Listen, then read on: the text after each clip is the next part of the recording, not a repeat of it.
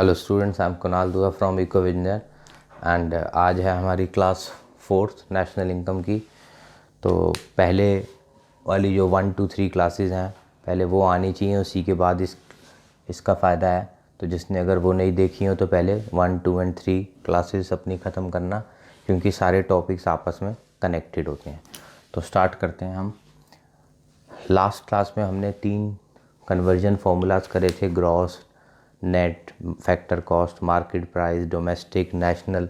तो उन सब का भी आज हमें यूज़ करना है, इसलिए मैं कह रहा हूँ वो लास्ट वाले टॉपिक्स आने चाहिए। तो अभी हम एक और मेथड देखते हैं। 3 कन्वर्जन्स तो हमने देख लिए, अब नेशनल इनकम के जो हमारे मेथड्स होते हैं वो हम स्टार्ट कर रहे हैं। तो अभी हमारा फर्स्ट मेथड है जो हमें करना है, तो हेडिंग दे दो first method is equal to income method. Method का नाम यही है, इनकम निकालने का इनकम मेथड। नेशनल इनकम का पहला मेथड जिसका नाम है इनकम मेथड। तो नाम से ही लग रहा है कि सब लोगों की इनकम निकालनी है। और एक बात हम पहले से ही देख रहे हैं कई क्लासों से कि सिर्फ फैक्टर इनकम्स ही हमें चाहिए। और फैक्टर देखो 4 होते हैं, हमने फर्स्ट क्लास में देखा था, लैंड, लेबर, कैपिटल, एंटरप्रेन्योर, ये 4 फैक्टर्स। तो इन्हीं की जो इनकम है, तो सबसे हमने इनकम निकलवाई। अब देखो क्या क्या इनकम्स हैं। लैंड फैक्टर जो है उससे हमें मिलता है रेंट, और ज़मीन के नीचे के रिसोर्सेज अगर हमें एक्सट्रैक्ट करने हैं तो उसके लिए ये तो हो गया ज़मीन का चार्ज। ऊपर नीचे से कोई रिसोर्स निकालने हैं उसके चार्ज एक्स्ट्रा लगते हैं, जिसे बोलते हैं हम रॉयल्टी। तो वो भी इसी के साथ ही आएगा, रेंट, रॉयल्टी। ऐसे ही लेबर जो है उसको हम देते हैं वेजेस, सैलरीज और बेनिफिट्स भी देते हैं कई, जैसे फ्री का घर, फ्री की गाड़ी, या और भी कई बेनिफिट्स, प्रोविडेंट फंड के बेनिफिट्स। तो उसका जो एक ब्रॉड नाम होता है वो हम लिखते हैं यहाँ पे compensation of employees.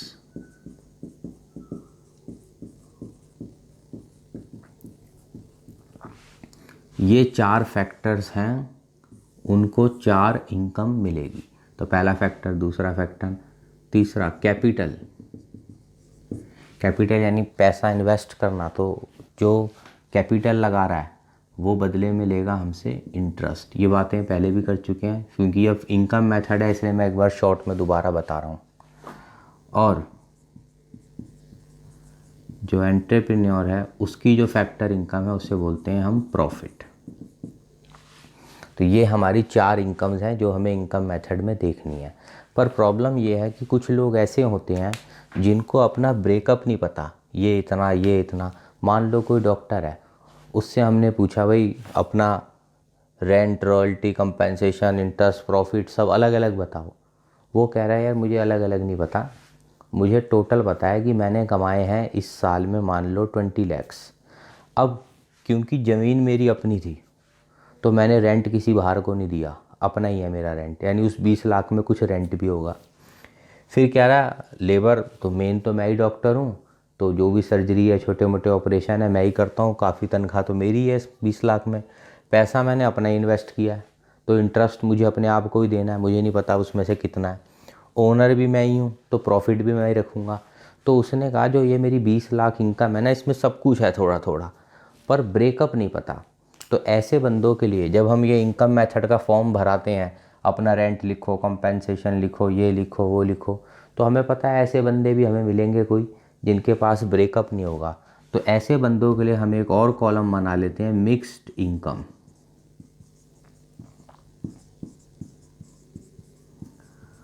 Of self employed बंदे हैं, जैसे मैंने बताया डॉक्टर वगैरह। तो अब हम इनकम मेथड वाले बंदे जब लोगों से फॉर्म भराएंगे तो जिनको अपना इंडिपेंडेंट डेटा पता है वो तो ये भर दें। वो कह रहा है मुझे पता है मेरा रेंट 10,000 है, ये भर दो। ये जिसको क्लियर पता है अपना, जिसे नहीं पता पर ये है कि वो फैक्टर इनकम होनी चाहिए, ये नहीं है इलीगल चीज़ों की इनकम में जोड़नी है हमें, नहीं। फैक्टर इनकम है, मिक्स है, कोई बात नहीं है, मिक्स फॉर्म में बता दो। तो मान लो कि हमने देश का जब ये सबसे फॉर्म भराया, ये निकला 100, 50, 100, 150, 200, तो ये जो आ गया देश की डोमेस्टिक इनकम आ गया। ये फैक्टर्स थे, इसको नहीं ऐड करना। फैक्टर्स की जो इनकम है उसको ऐड करना है पूरे इंडिया की, सबसे हमने ये नोट करवाई। और मान लो ये वैल्यू आ रही है हमारी, अब हम इसको टोटल कर लेते हैं, 100, 200, 300, 400 और ये दो 600। इसे बोलेंगे हम डोमेस्टिक इनकम। और लास्ट क्लास में आपको पहले मैंने लिखवा रखा है, देखना लास्ट क्लास का बिल्कुल लास्ट का पार्ट में हमने देखा था। इसको कन्वर्जन स्टाइल में हम बोलते हैं net domestic product at factor cost. तो अगर कोई जना इसको बीच में से देख रहा है, उसको पहली क्लासें नहीं कर रखी, तो फिर कोई फ़ायदा नहीं है देखने का। अब इसे पॉज करो, इसको रोको, पुराना वाला देखो, क्योंकि ये वर्ड्स नहीं समझ आएंगे। ये कन्वर्जन है, net, gross, domestic, national, factor, market, ये लास्ट क्लास में हम कर चुके हैं। तो ये आ गया हमारा 600। तो इसलिए पहले वो देखना है, उसके बाद ही ये देखना है। तो ये हुआ हमारा इनकम मेथड। तो ये तो मैंने अभी बहुत एकदम रॉ तरीके से, बिल्कुल सिंपल, एकदम डायरेक्ट अगर सब कुछ हो तो वो आपको करवाया। अब पेपर में इतना डायरेक्ट काम तो नहीं होता, सब कुछ एकदम साफ दे दें, तो और कैसे वो हमें को घुमा के क्वेश्चन बनाए जा सकते हैं इसके, वो ज़रा देखते हैं। उससे पहले ज़रा मैं ये क्लियर कर देता हूँ। तो अब देखते हैं हमारा फॉर्मेट। पहले तो सिर्फ मैंने फैक्टर्स की मदद से थोड़ा सिंपल करके बताया था, अब असली में हमें कैसे फॉर्मेट बनाना है तो वो देखते हैं। तो सबसे पहले हमें लिखना है कंपेंसेशन ऑफ एम्प्लॉयज़, क्योंकि ये काफ़ी बड़ा कंपोनेंट है और इसमें थोड़ा हमको दिमाग भी ज़्यादा चलाना पड़ेगा, क्योंकि ये हो सकता है एकदम हमें डायरेक्टली गिवन ना हो। तो अगर ये कंपेंसेशन ऑफ एम्प्लॉयज़ हमें गिवन नहीं है तो फिर हमें क्या करना है। तो इसमें हम लोग 3 बातों का छोटी छोटी ध्यान रखना है हमें। एक तो जो वेजेस एंड सैलरीज क्वेश्चन में गिवन है वो ले लो, जो उसको कैश मिल रहा है, वेजेस एंड सैलरीज। तो फर्स्ट वेजेस एंड सैलरीज उसको कैश मिल रही है, मान लो एग्जांपल 1000। उसको ये कुछ बेनिफिट्स मिल रहे हैं या वेजेस इन काइंड मिल रही हैं, मतलब बेनिफिट्स कोई मिल रहे हैं।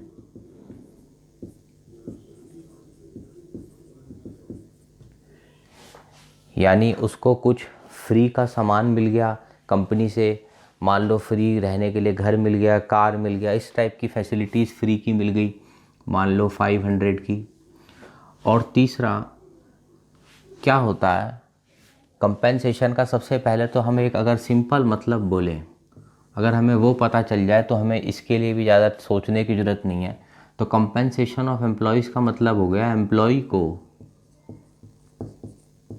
अपनी कंपनी से, सिंपल वर्ड्स लिख रहा हूँ ताकि तुम्हें दिक्कत ना हो, जो जो बेनिफिट्स मिले in return of his labour service.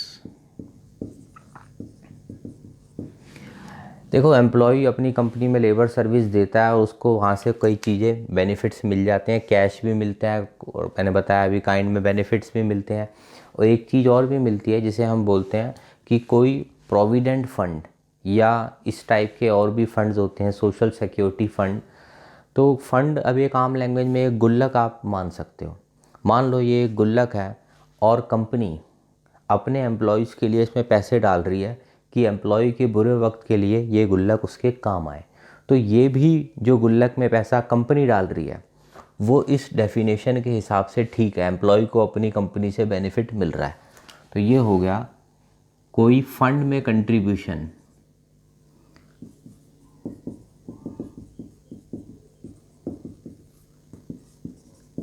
उस कंपनी का ओनर या एम्प्लॉयर फंड में कुछ कंट्रीब्यूशन डाल रहा है अपने एम्प्लॉयज़ के लिए। जैसे मैंने बताया ये एम्प्लॉय की एक गुल्लक है प्रोविडेंट फंड, इसमें एम्प्लॉयर पैसे डाल रहा है कि आज नहीं तो कल ये पैसा मुझे अपने एम्प्लॉय को देना है। तो वो भी एक टाइप से कंपनी से एम्प्लॉय को बेनिफिट मिल रहा है। तो 3 टाइप की ये चीज़ें हैं, बाकी तो भी क्वेश्चन हम करेंगे, देखेंगे और भी डिटेल इसमें। तो मान लो ये है हमारा 100। तो अगर क्वेश्चन में कंपनसेशन ऑफ एम्प्लॉय, जैसे पिछले क्वेश्चन में तो कंपनसेशन साफ गिवन था, यहाँ पे कंपनसेशन नहीं है, ऐसे कुछ लिखा है, तो हम इनको ऐड कर लेते हैं। ये आ गया हमारा 1600 कंपनसेशन ऑफ एम्प्लॉयज़।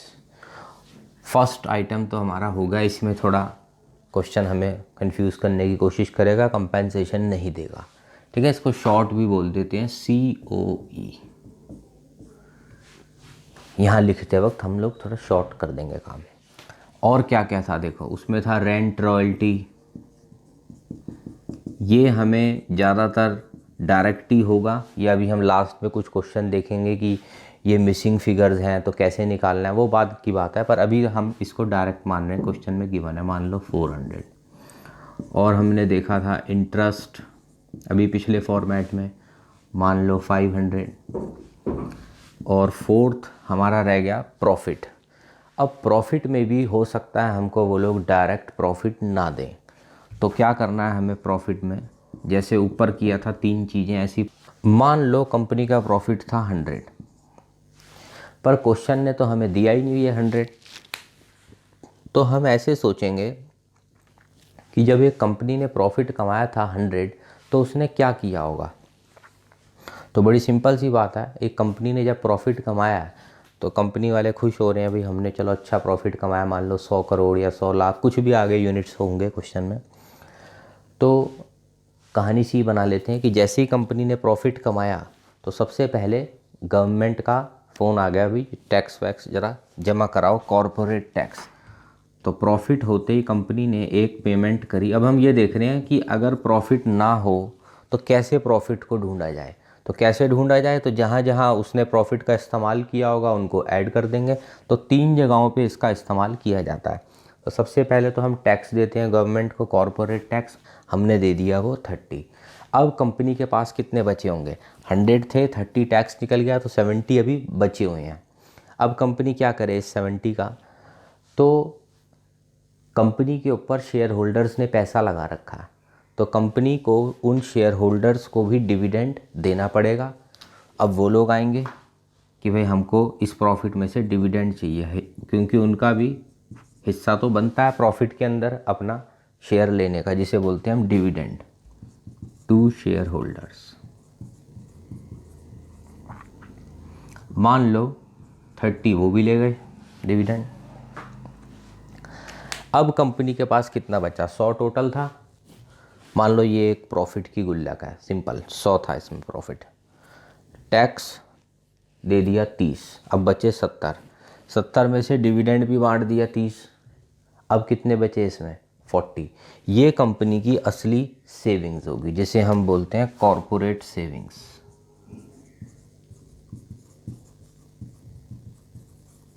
ये हो गई हमारी बची हुई 40। यानी कि अगर हमको ये 100 गिवन ना होता क्वेश्चन में, तो हम क्या करते, हम ये देख लेते कि प्रॉफिट की कहाँ कहाँ उसने यूज़ किया है, और उन तीनों यूजेस को ऐड कर लेते। तो सबसे पहला टैक्स, फिर डिविडेंड और फिर सेविंग्स। तो अगर क्वेश्चन ये ना दे, ये तीनों चीज़ें दे दे, तो हम इन तीनों चीज़ों को ऐड करके 100 यहाँ लिख सकते हैं। और अगर प्रॉफिट गिवन होता 100, तो हमें इसकी टेंशन लेने की ज़रूरत नहीं थी, ये क्या और ये क्या, नहीं, कुछ नहीं।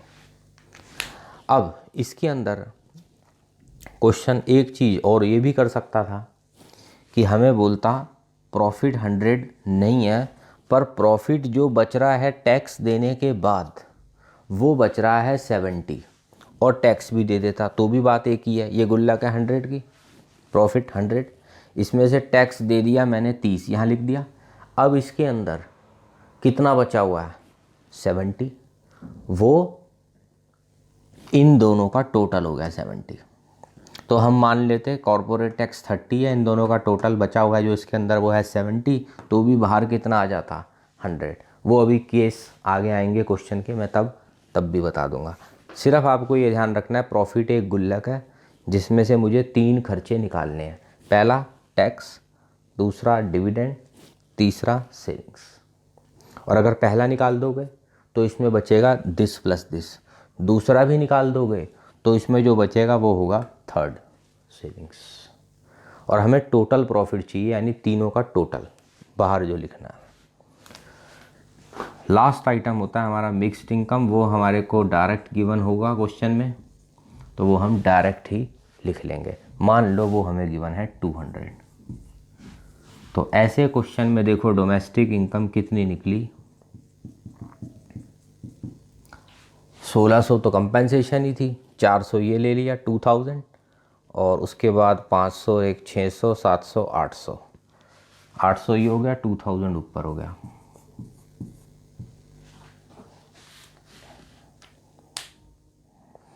तो इस टाइप से भी हमें क्वेश्चन आ सकता है। तो फटाफट से हम कुछ केसेस कर लेते हैं ताकि हमारा ये एक बड़ा मेन मेथड और वेरी इंपॉर्टेंट मेथड, बोर्ड में कई बार आया हुआ है इसका क्वेश्चन, डोमेस्टिक इनकम निकालो, या इसके बाद अभी और भी हम कन्वर्जन करेंगे यूजिंग इनकम मेथड। मैं इसको जरा क्लियर कर देता हूँ। अब हम देखते हैं केस 1 ऑफ इनकम मेथड, कैसे क्वेश्चन आ सकते हैं। तो मान लो क्वेश्चन में हमें गिवन है वेजेस 5000 और rent 1000, trust 2000, compensation of employees,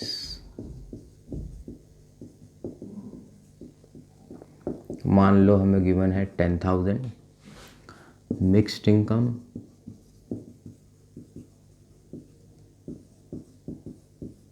20,000 और corporate tax 300, dividend 400, corporate savings 300, और मान लो हमें गिवन है ओल्ड एज पेंशन,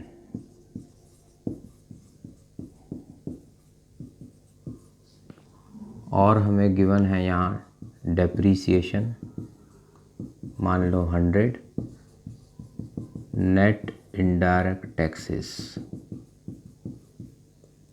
मान लेते हैं हम 500। क्वेश्चन कह रहा है find gross domestic product at market price. अब इसको देख के हमें पता चल रहा है इनकम मेथड का फॉर्मेट है, तो हम अपना फॉर्मेट बना लेते हैं। सबसे पहले आता है हमारा कंपेंसेशन ऑफ एम्प्लॉइज, फिर आ गया हमारा रेंट, रॉयल्टी नहीं है तो छोड़ दो, इंटरेस्ट, प्रॉफिट, प्रॉफिट के 3 parts, corporate tax, dividend, corporate savings और मिक्स्ड इनकम। इससे आ जाता है हमारा डोमेस्टिक इनकम, जिसे हम कोड नेम देते हैं, हमने लास्ट क्लास में देखा है, net domestic product at factor cost. और ये जो क्वेश्चन कहेगा हमें निकालना है वो हम बाद में करेंगे, क्योंकि उसके लिए हमें कन्वर्जेंस का इस्तेमाल करना पड़ता है। तो स्टार्ट करते हैं वेजेस 5000। अब देखो कंपेंसेशन सीधा दिख रहा है हमें, तो ये आइटम हमें नहीं देखना, कंपेंसेशन सीधा ले लो 10,000। अगर ये ना होता तो हम वो लेते वेजेस और बेनिफिट्स क्या क्या मिले, प्रोविडेंट फंड, वो तब सोचना पड़ता, अभी कुछ नहीं सोचना। रेंट हो गया हमारा 1000, इंटरेस्ट 2000, इंटरेस्ट ये रहा 2000, मिक्स्ड इनकम 20,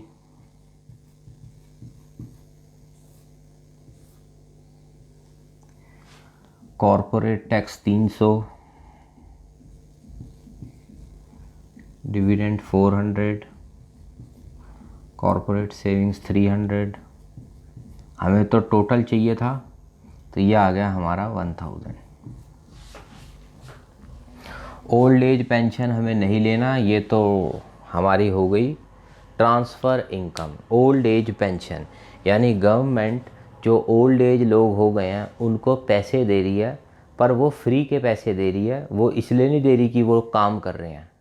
फैक्टर इनकम होती है काम किया, लेबर दी, पैसे लिए। ओल्ड एज में क्या है, सिर्फ इंसानियत वाला व्यू पॉइंट है इसमें कि भाई ओल्ड एज लोग हो गए हैं तो उनको बेनिफिट हमें देना चाहिए, गवर्नमेंट सोचती है तो कुछ उनको पेंशन हम दे दें, तो ओल्ड एज पेंशन नहीं आती। डेप्रीसिएशन, नेट इनडायरेक्ट टैक्स, ये कन्वर्जन वाले हैं, लास्ट क्लास में हमने करे थे, ये हम बाद में देखेंगे। अभी हम अपना जो फॉर्मेट आज हमने सीखा है पहले उसको पूरा कर लें। तो देखो डोमेस्टिक इनकम निकाल के देखते हैं। 10, 11, 12, 13, 14, 14,000 ये हो गए और 20 ये हो गया हमारा 34,000।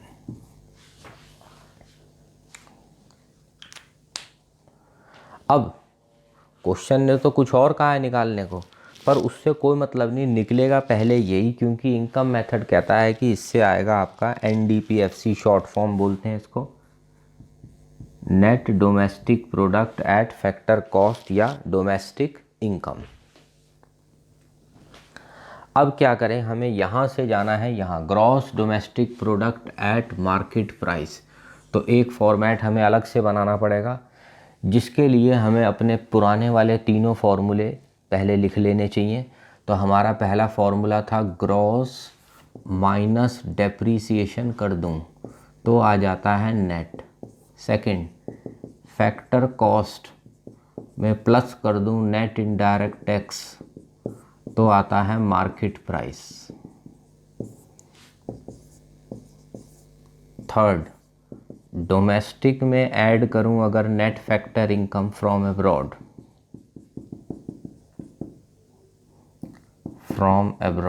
शॉर्ट में लिख रहा हूँ, पेपर में तो पूरा ही लिखना, तो ये आता है हमारा नेशनल। अभी किस किस फॉर्मेट की हमें यहाँ ज़रूरत पड़ेगी, देखो हम यहाँ खड़े हैं अभी net domestic product at factor cost, net domestic product at factor cost 34,000, पर क्वेश्चन ने हमसे मांगा है ये gross domestic product at market price, eight market price. तो कैसे पहुंचे हम, देखो नेट से ग्रॉस जाना है, यहाँ हम खड़े हैं नेट पे, क्वेश्चन हमें ग्रॉस पे ले जाना चाहता है, तो नेट से ग्रॉस, ये पढ़ो, नेट से ग्रॉस पे आना है। इधर से इधर आ रहे थे तो माइनस, रिवर्स है तो प्लस हो जाएगा डेप्रीसिएशन। तो बाहर वाले कॉलम में हम लिख देते हैं डेप्रीसिएशन हमारी क्वेश्चन में है 100, तो यहाँ आ गया प्लस 100। नेट से यहाँ ग्रॉस बन गया। डोमेस्टिक सेम है, कोई कन्वर्जन की जरूरत नहीं है। फैक्टर कॉस्ट को आपको बनाना है मार्केट प्राइस, फैक्टर कॉस्ट को मार्केट प्राइस, तो होगा plus net indirect tax. Net indirect tax है हमारे 500 प्लस 500। तो अब देखो फाइनल आंसर हमारे पास क्या आ गया, 34,000 में 600 प्लस कर दो तो 34,600 आ गया हमारा फाइनल आंसर, जो क्वेश्चन ने हमसे मांगा था। यानी इस मेथड में हमें इस क्वेश्चन में दोनों इस्तेमाल करने पड़े, इनकम मेथड से हम यहाँ तक पहुँचेंगे, उसके बाद हम कन्वर्जन्स भी बीच में यूज़ करेंगे। तो ये था हमारा सैम्पल 1 इनकम मेथड का, बोर्ड में इस टाइप के कई आ चुके हैं क्वेश्चंस। अब हम देखते हैं केस 2। तो उससे पहले ज़रा आपने अगर साथ साथ पहले सिर्फ समझा है तो पॉज करके एक बार सब लिख लो, और लिख चुके हो तो चाहे आगे बढ़ते रहो, मैं इसको ज़रा क्लियर करके केस 2 बनाता हूँ। तो चलो अब हम करते हैं हमारा केस 2। तो आपके सामने है एक केस 2, ये हमें इन्फॉर्मेशन गिवन है, चाहो तो पॉज करके आप इसको आराम से नोट कर सकते हो, या पहले सारा सॉल्व करके मेरे साथ समझ लो, उसके बाद इसको आप नोट कर लेना। तो पहले तो हम अपना जो हमारा स्टैंडर्ड फॉर्मेट है वो हम बना लेते हैं। वो था हमारा कंपनसेशन ऑफ एम्प्लॉयज़, सबसे ऊपर आ गया हमारा कंपनसेशन ऑफ एम्प्लॉयज़, फिर आ गया हमारा रेंट रॉयल्टी, इंटरेस्ट, प्रॉफिट में आगे पार्ट्स होते हैं, corporate tax, dividend, corporate savings, और फिर आ गया आपका मिक्स्ड इनकम। इससे निकलेगा हमारा डोमेस्टिक इनकम, जो हमने लास्ट अभी क्वेश्चन भी देखा था, डोमेस्टिक इनकम, या जिसे हम कोड वर्ड बोलते हैं net domestic product at factor cost. Conversion codes ये पता होने चाहिए, लास्ट क्लास में ये हमने लिखी थी बात, इसको क्लियर करके जरा लिख देते हैं, डोमेस्टिक इनकम। अब स्टार्ट करते हैं। कंपनसेशन ऑफ एम्प्लॉयज़ तो नहीं है, तो मैंने अभी बताया था वेजेस वगैरह या कोई बेनिफिट्स या प्रोविडेंट फंड वगैरह या कोई और सोशल सिक्योरिटी फंड हो, पर वो हमारा जो एम्प्लॉयर है उसने दिया हो अपने एम्प्लॉय के लिए। तो देखते हैं, वेजेस 5000 ये काम का है हमारा, wages 5000। House rent allowance benefits हो गया, ये भी आएगा हमारा यहाँ 200। HRA शॉर्ट फॉर्म बना लेते हैं इसकी, हाउस रेंट अलाउंस। फ्री की ये फैसिलिटीज़ मिली, ये भी आएंगी, कार वगैरह 100। रेंट 1000। अब ये रेंट हमारा ये रहा मेन कॉलम 1000। और provident fund contribution by employ लिखा है, यानी बंदा अपने एक फंड या गुल्लक खुद बना रहा है, अपने पैसे डाल रहा है। ये जो फंड्स हैं ये कंट्रीब्यूशन एम्प्लॉयर की तरफ से नहीं आ रही, ये तो उसकी अपनी ही है, तो इसे हम ऐड नहीं करेंगे। यहाँ पे हम कब ऐड करते हैं, अगर लिखा होता है इस फंड में पैसे अपनी तरफ से डाल रहा है हमारा एम्प्लॉयर, हमारी कंपनी, तो वो उसको एक टाइप से कंपेंसेशन मिल रही है, क्योंकि आज नहीं तो कल ये पैसा एम्प्लॉय को मिलना ही है। पर जो उसने अपनी तरफ से ही डाला है इसमें एम्प्लॉय, अगर एम्प्लॉयर होता तो मैं यहाँ लिखता 300, अभी एम्प्लॉय लिखा है तो हम इसे नहीं लिखेंगे, इसे क्रॉस कर देते हैं। इंटरेस्ट 2000, इंटरेस्ट 2000, यहाँ जगह कम है मैं यहाँ लिख देता हूँ 2000।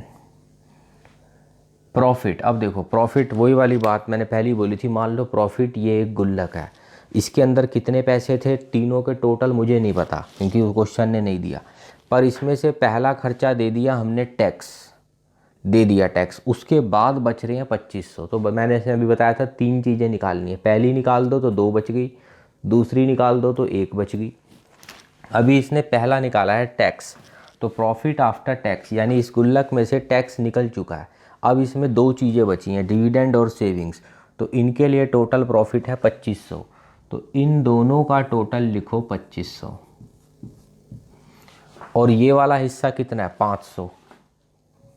इसका मतलब टोटल प्रॉफिट जो था हमारा इस गुल्लक में टोटल 500 तो पहले निकाल लिया था मैंने, अब इसमें बचा है 2500। इसका मतलब 500 पहले था इसमें, निकालने के बाद 2500 बचा है। इसका मतलब टोटल गुल्लक थी ये 3000 की, तो ये जो प्रॉफिट था ये हम लिखेंगे 3000।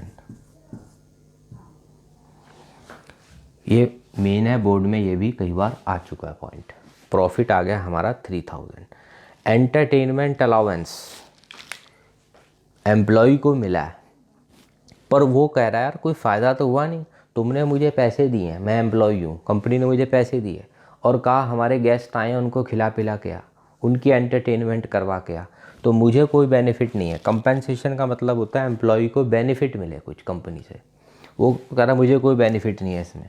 हाँ, या तो तुम बोलो भाई ये ले एंटरटेनमेंट अलाउंस, फैमिली के साथ घूम फिर के आ, मूवी की टिकट्स, फ्लाइट की टिकट्स, तो मेरे को वो कंपेंसेशन में एक बेनिफिट कैटेगरी मिलती।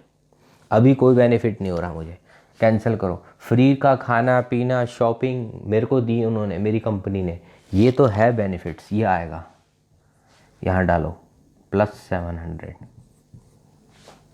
अगला मिक्स्ड इनकम 4000, मिक्स्ड इनकम ये रहा, यहाँ लिख देता हूँ 4000। नेट फैक्टर इनकम तो बाद में कन्वर्जन के वक्त काम आएगा। अब देखो ख़त्म, कंपेंसेशन का टोटल निकाल लेते हैं। 5000 ये है, 700 800 900 1000 ये है, तो ये होगा टोटल 6000। रेंट 1000 है, ये यहाँ लिखा हुआ है, 2000 ये है, 3 ये है, 4 ये है, टोटल कर लेते हैं 6 1 7 8 9 9 एंड 3 हो गया हमारा 12, 12 एंड 4 ये हो गया हमारा 16000। Net domestic product at factor cost हमारा आ गया 16000, पर मांगा तो कुछ और है हमसे, नेशनल इनकम। अब फिर वही बात जो मैंने अभी बोली थी, लास्ट क्लास वाला टॉपिक आना चाहिए। यहाँ मैं हूँ इस वक्त, net domestic product at factor cost,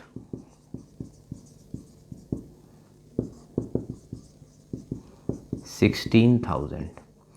जाना कहाँ है मुझे, नेशनल इनकम। तो लास्ट क्लास में हमने एक बात लिखी थी, नेशनल इनकम एक जनरल वर्ड है जिसको कन्वर्जन कोड बोलना होता है, net national product at factor cost. तो लिखो जहाँ मेरी मंजिल है, मुझे जाना है net national product at factor cost, यहाँ मुझे जाना है। तो देखो कैसे जाएं, नेट नेट मैं चाहिए तो कुछ डेप्रिसिएशन वगैरह कुछ नहीं करना है इसमें। डोमेस्टिक को नेशनल बनाना है, डोमेस्टिक को national plus net factor income from abroad. यहाँ वर्ड बड़ा ध्यान से देखना है, फ्रॉम एब्रॉड है, plus net factor income from abroad. पर यहाँ पे क्वेश्चन ने हमारे साथ एक हमें कंफ्यूज करने की कोशिश करी है, टू एब्रॉड दे दिया। कोई बात नहीं, हम लिखना चाह रहे थे बाहर से पैसा आया, ये कह रहा नेट गया है 2000, तो इसका मतलब यहाँ पे क्या होना चाहिए, -2000। इसको क्लियर करके ज़रा यहाँ लिख देता हूँ।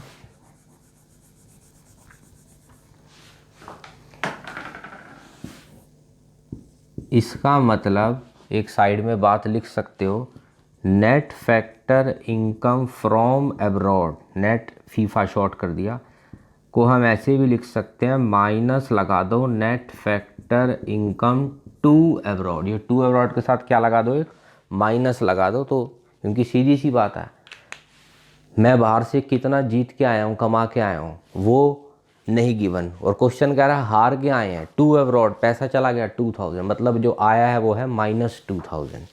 तो वो एक ही बात है।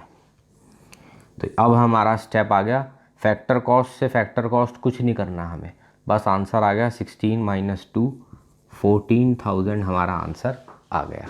तो ये है हमारा केस नंबर 2। अब हम देखते हैं हमारा लास्ट केस। ये है हमारा क्वेश्चन 3 या केस 3। अब की बार हमें कोई मिसिंग फिगर बीच में ऐसा है जो निकालने को क्वेश्चन ने कहा है, जैसे यहाँ कह दिया मिक्स्ड इनकम, या कभी कह देगा कंपेंसेशन, कुछ भी इस टाइप का हो सकता है। तो हम अपना स्टैंडर्ड फॉर्मेट बना लेते हैं। सबसे ऊपर हो गया हमारा कंपेंसेशन ऑफ एम्प्लॉइज, जिसमें अभी हम देखेंगे क्या क्या पार्ट्स हैं। प्लस हो गया हमारा रेंट, रॉयल्टी भी इसी के साथ ही हम लिख देते हैं, रेंट रॉयल्टी, इंटरेस्ट, प्रॉफिट,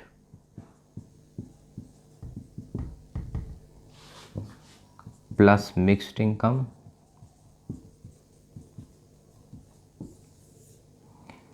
ये हो गया हमारा डोमेस्टिक इनकम, जिसे हम बोलते हैं net domestic product at factor cost.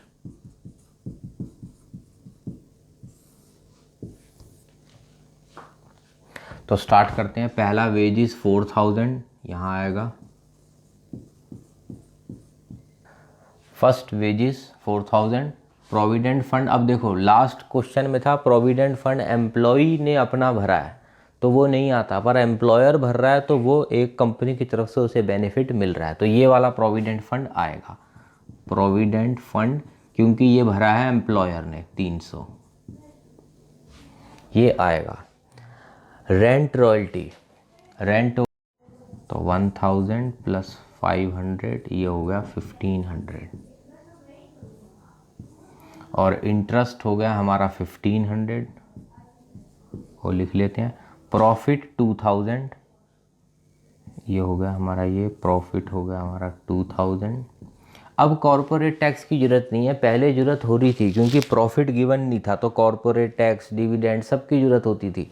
अगर प्रॉफिट गिवन है, ये रहा 2000, तो टैक्स के आगे कट लगा दो, इसका कोई यूज़ नहीं है।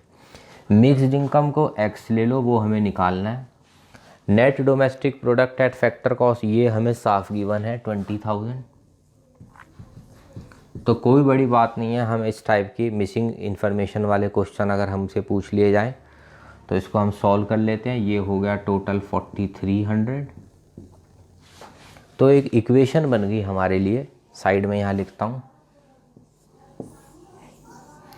4300 प्लस 1500 और 1500, 3000 और 2, 5000 plus x is equal to 20,000। तो x आ गया हमारा 20,000 माइनस, इसमें से ये माइनस कर दो, 5 और 4 9300 हम माइनस कर देते हैं, तो ये हो गया हमारा 700, यहाँ आ गया 10। तो ये आ गया हमारा इसका आंसर मिक्स्ड इनकम का। ऐसे ही हो सकता है मैं तुम्हें मिक्स्ड इनकम दे देता, प्रॉफिट गायब कर देता क्वेश्चन में से और तुम्हें कहता फाइंड प्रॉफिट, इसको x की बजाय हम इसको x ले लेते, तो वो कोई बड़ी बात ऐसे नहीं है। अब एक लास्ट नोट लिख लेते हैं। ये जो फॉर्मेट में ये आइटम्स होते हैं रेंट, रॉयल्टी, इंटरेस्ट, प्रॉफिट, अगर सिर्फ इनको देखें हम, रेंट, रॉयल्टी, इंटरेस्ट और प्रॉफिट, इनका एक जॉइंट नाम भी होता है income from property and entrepreneurship.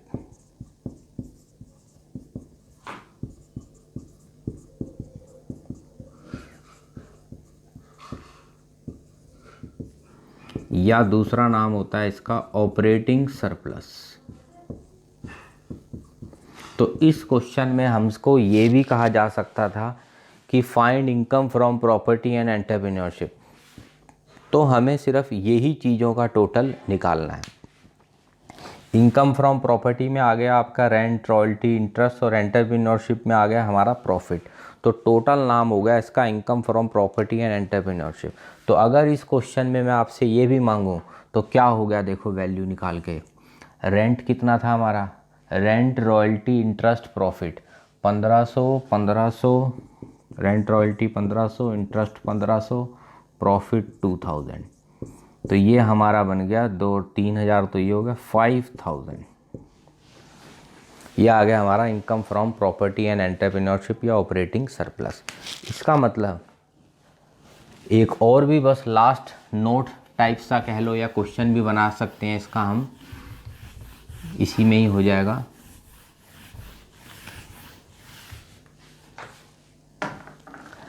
अगर क्वेश्चन हमें केस 4 करके लिख सकते हो, income from property and entrepreneurship सीधा ही दे दे,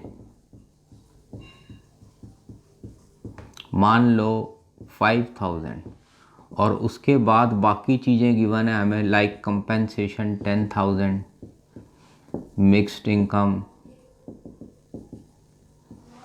4,000, तो हम डायरेक्ट ही डोमेस्टिक इनकम निकाल सकते हैं। ऐसे में अगर हमें मान लो रेंट गिवन भी होता, मान लो 2500, या इंटरेस्ट भी गिवन होता, मान लो 1500, कुछ इनका हमें करने की ज़रूरत भी नहीं होती, क्योंकि हमको direct he income from property entrepreneurship given है। रेंट, रॉयल्टी, इंटरेस्ट, प्रॉफिट, ये सब अब लिखने की ज़रूरत हमें नहीं है, सीधा income from property and entrepreneurship 5000। बाकी का फॉर्मेट हमारा वही रहता है, कंपेंसेशन 10,000, मिक्स्ड इनकम 4000। तो ये आपका डायरेक्ट ही डोमेस्टिक इनकम निकला था। इसको मैं यहाँ हटा देता हूँ।